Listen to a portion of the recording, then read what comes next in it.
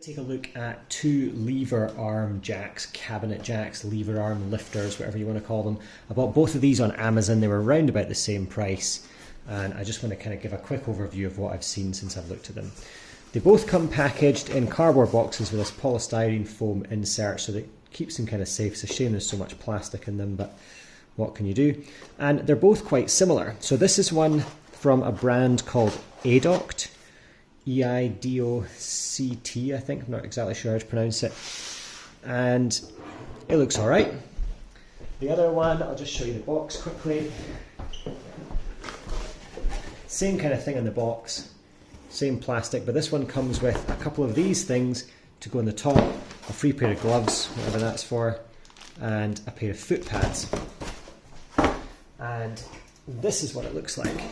And so immediately you can see that it's a lot taller, and that I've decided I'm going to keep only this one, and I think that's pretty much why. It's just got a much better reach on it, but they essentially both work in the same way. So if you haven't seen these before, they're like a traditional quick clamp, but instead of clamping together, it separates these two things apart, and the feet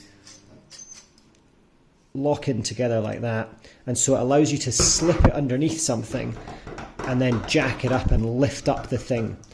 And they say that they can lift 400 kilos. I don't know if that's 400 kilos each or 200 kilos each, I'm not sure, but you know, apparently you can get quite a lot of power with them, and so they can be useful for, like, if you need to lift a heavy bit of furniture or a machine or whatever, you can slide these underneath. I'm going to use them for holding joists in place, because they're kind of somewhat micro adjustable like this. They've got two quick releases, or two release mechanisms. One's a small amount and one just allows you to move it freely. And so with the slow one, you can kind of do a micro adjust almost. But yeah, they're pretty straightforward. They work in the same way. They say that they're all metal, but this is like a very lightweight, some kind of alloy, and it's the same on this one. They're both the same. Like, this is some kind of cast lightweight alloy, but it's a steel bar, steel plates here, and steel bottom. Interestingly, this one has three plates. This one has two plates, but they're much, much fatter. Otherwise, the mechanisms look fairly similar. They both have the two-stage thing on the way down. They both have some kind of scale on them to show you how high it's lifting. Not sure how useful that is, but I don't know. Slightly different foot design. So this one has a single foot, whereas this one has two bars. So slightly different there. And also slightly different in the way that they're constructed. So these ones, the base plate is screwed on from above with a couple of hex bolts and washers, whereas this one, this one is as well. It was these bits that are different. So this central piece on this one is bolted on from above, and on here it's screwed on from below with recessed. And they do actually stick out ever so slightly. Don't know how well you can see that, but yeah, you can't really see it, but ever so slightly these screw heads stick out. Not sure how much of an issue that is. You know, I guess if you're trying to get under something really tight, that'll probably scratch your floor actually. If you've got a wooden floor, that'll scratch your floor, because that'll be the lowest point that's touching the ground. So from that perspective, this one is probably slightly better in that it is slightly smoother. But I mean, they're a bit rough anyway, so there's a good chance they scratch your floor anyway. That is probably actually why the taller one, comes with these foot pads. Well, it's maybe not why, but it's useful that it does. And there was me thinking, what was the point in these? So I'll push that out of the way. Wee bit fiddly and tight to get on. But I guess that would protect your floor. These look decidedly small to fit on there. Like the whole thing is the same width. Get tight, push. So yeah, it does make the whole thing a lot thicker, and you lose your sharp edge, but it will definitely protect whatever you're doing more. And in fact, because the things are all so thick, you can't put it all the way down. But I mean, I guess it's handy that it comes with it. The other thing that this one comes with, which I think is kind of handy, is you can take this bolt out, and it comes with a clamp top that you can put on it, and then you can use it to clamp between here and the bottom. Now, I don't think it's going to be that strong because it's a plastic clamp. You know, this will break without much force, but it's still kind of handy.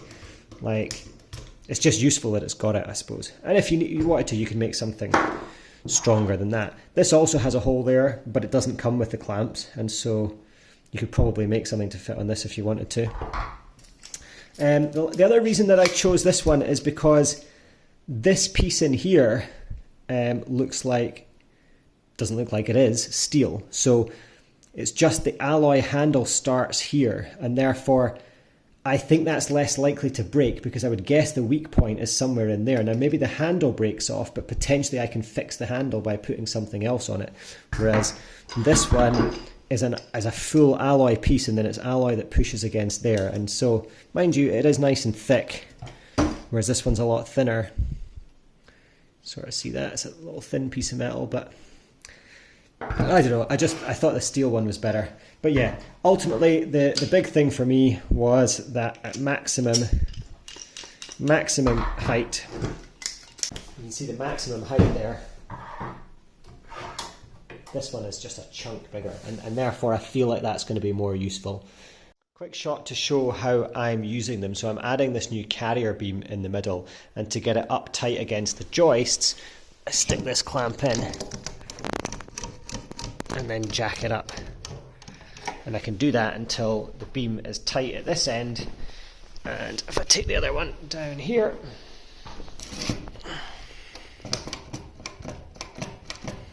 now that's it touching the joist, and you can see that one-handed it's a wee bit difficult, but I can lift the joists, and that's lifting this carrier beam, carrying all of those joists. So I don't know how easy it would be to lift the 200 kilos with them, because it also depends on your ability to squeeze this.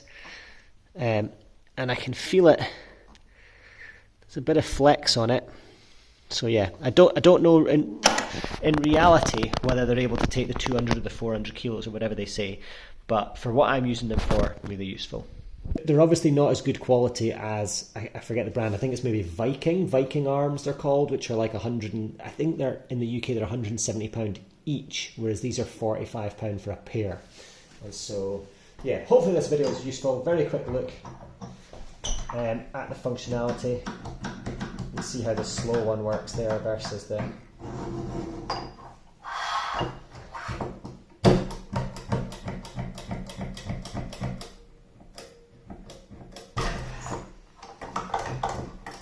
hopefully this is useful. If you want to get one of these, I'll share links in the description. They're both on Amazon. And if you do get them, or if I've missed anything, let me know what you think. Thank you.